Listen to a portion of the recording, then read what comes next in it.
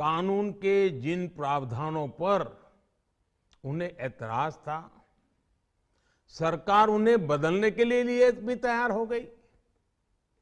2 साल तक हमने इन कानूनों को सस्पेंड करने का भी प्रस्ताव दिया। इसी दौरान ये विषय माननीय सर्वोच्च न्यायालय के पास भी चला गया।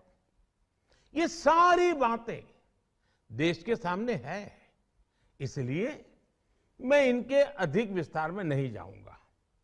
साथियों, मैं आज देशवासियों से क्षमा मांगते हुए सच्चे मन से और पवित्र हृदय से कहना चाहता हूं कि शायद हमारी तपस्या में ही कोई कमी रही होगी, जिसके कारण दिए के प्रकाश जैसा सत्य कुछ किसान भाइयों को हम समझा नहीं पाए। आज गुरु नानक देव जी का पवित्र प्रकाश पर्व है। ये समय किसी को भी दोष देने का नहीं है।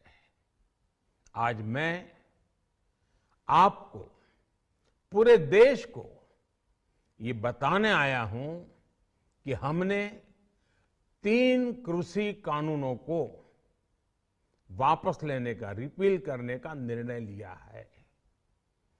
इस महीने के अंत में शुरू होने जा रहे संसद सत्र में, इसी महीने में, हम तीनों कृषि कानूनों को रिपील करने की संवैधानिक प्रक्रिया को पूरा कर देंगे।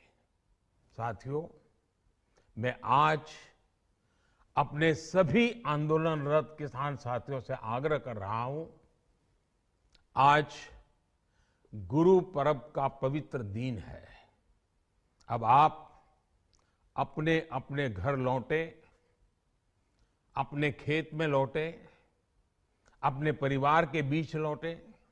आइए एक नई शुरुआत करते हैं, नए सिरे से आगे बढ़ते हैं।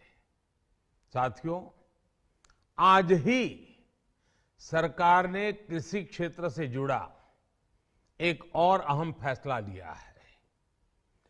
जीरो बजट खेती यानी प्राकृतिक खेती को बढ़ावा देने के लिए,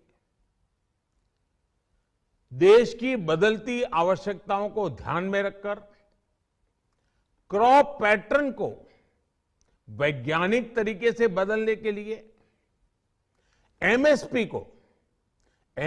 को और अधिक प्रभावी और पारदर्शी बनाने के लिए, ऐसे सभी विषयों पर भविष्य को ध्यान में रखते हुए निर्णय लेने के लिए एक कमेटी का गठन किया जाएगा।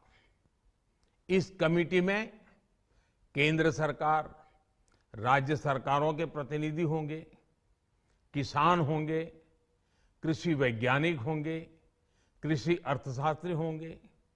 साथियों, हमारी सरकार किसानों के हित में काम करती रही है और आगे भी करती रहेगी। मैं गुरु गोविंद सिंह जी की भावना में अपनी बात समाप्त करूंगा। देहि शिवावर मोहे इहे, शुभ कर्मन ते कबहू न टरो। हे देवी, मुझे ये वर दीजिए कि मैं शुभ कर्म करने से कभी पीछे ना हटूं। जो किया किसानों के लिए किया, जो कर रहा हूं देश के लिए कर रहा हूं। आप सभी के आशीर्वाद से मैंने मेहनत में पहले भी कोई कमी नहीं की थी। आज मैं आपको विश्वास दिलाता हूं कि अब और ज्यादा मेहनत करूंगा ताकि आपके सपने साकार हो सके, देश के सपने साकार हो सके। आपका बहुत बहुत धन्यवाद।